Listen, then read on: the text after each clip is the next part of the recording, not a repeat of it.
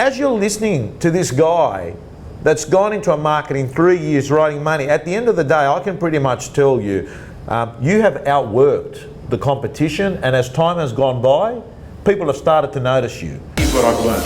The best of the best have got the following. What's your goal for the next 6 months? Okay, I want to talk, I asked you here, what do you do differently in the market versus other agents which have made you successful? What's your response? Tom, I think we, in our office in particular, we got a lot of really good agents. I mean, top rate guys have been doing this for 18 years. They're attraction agents. Right. They have everything happening. They have a system happening. They have listings coming to them. They're doing everything right. So when I looked at that, I wanted to beat the guys in the office that were number one. And that Eric actually changed that for me. Eric last year? Yeah, because my goals before that was I wanted to beat them. And when I came away from Eric, it was I want to set goals for myself and beat those. It doesn't matter if I beat them or not. It's you versus you. It's me the versus competition's you. In the mirror, isn't it? That's it. And it doesn't matter what anybody else is doing, as long as I know 100% I've done everything that I can. And the funny thing is, our goal was 1 million, we wrote 1,010,000. That's why didn't we make the goal 1.5? Yeah.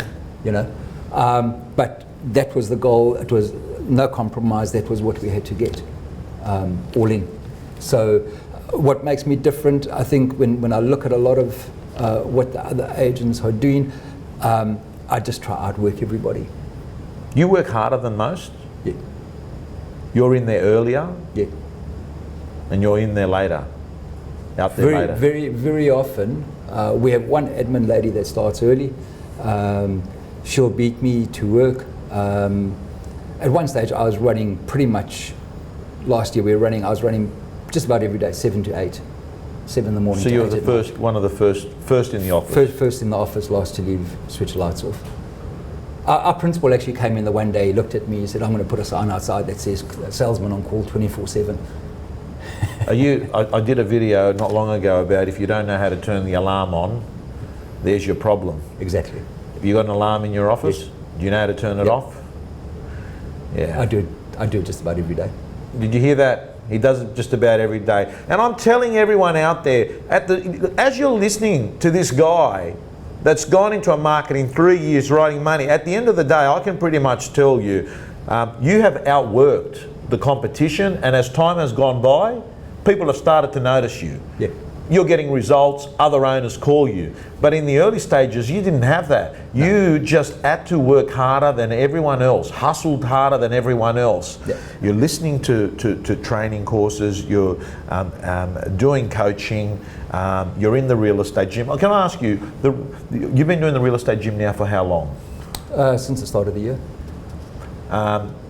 How do you use the product? Tell me, how do you? When do you watch the videos? What do you do? I watch the videos. Well, pretty much every time when we're sitting at work, if I have a task that I'm doing, yeah. I get on. I'll have a podcast playing. I'll have something. There's always something going. Go to CrossFit 20 to 6. We get out of there just before 7 o'clock. I get home. One of the first things that I do is I read your daily inspiration. It hits my email at 6:34 every single day. While I'm at gym, that's there, I get out, I read it. You have no idea how many times we'll have a coaching call and a to-do list, and your daily inspiration is exactly tied in with that. It's uncanny. You're staying in contact with me every 12 weeks? Yep. What contact is it? What are you sending me? We're sending you market review snapshots. Who does those? The office provides them? No, my PA does them. We're sending you, if you're a buyer, we're sending you, every time there's an auction, we're sending you auction lineup, we're sending you auction results. From your office only? Pretty much, because the Ray White City apartment brand in apartments in the CBD are phenomenal. We dominate. Yeah. We don't compete, we dominate. Yeah. We do probably 45% market share, which means we're doing pretty much the same as everybody else combined. Yeah. We are the place to go to. Yeah. So we send everybody, if we have vendors that are in a particular building, if there's anything that happens in that building, we let them know. And it's not a case of, look at what happened at auction, do you want to sell yours? Yeah. because that's what everybody does. You know, a bit of marketing that we don't do. Let me tell you what I don't do. Right. I don't send out marketing to somebody who says, give me a call if you want to sell. Right. Because what you're telling them is, if you don't want to sell, I don't want to know you. It's sad. Well, most of the marketing does approach people that way, doesn't it? But unfortunately. And what are those agents telling them? If there isn't a buck in it, I don't want to know you. Commission. Yeah, exactly. Get back to when I can make some money on you. So what you're doing is you're sending information constantly. Yeah. Not necessarily asking for the business. No. Just giving them stuff. Yeah. New listings, results, auctions. Yeah. When you're calling them up, you know, you said to me, Tom, when someone's not thinking of, before you said someone's not thinking of selling now, you don't call them in a year, you call them in a couple of months again. Yeah. Your frequency, frequency builds trust, we know that. Yeah. So you're calling them, and what are the conversations you say to them when you call them up? That concludes the free version of the video. To get the full interview plus all the tools and templates, join Real Estate Gym.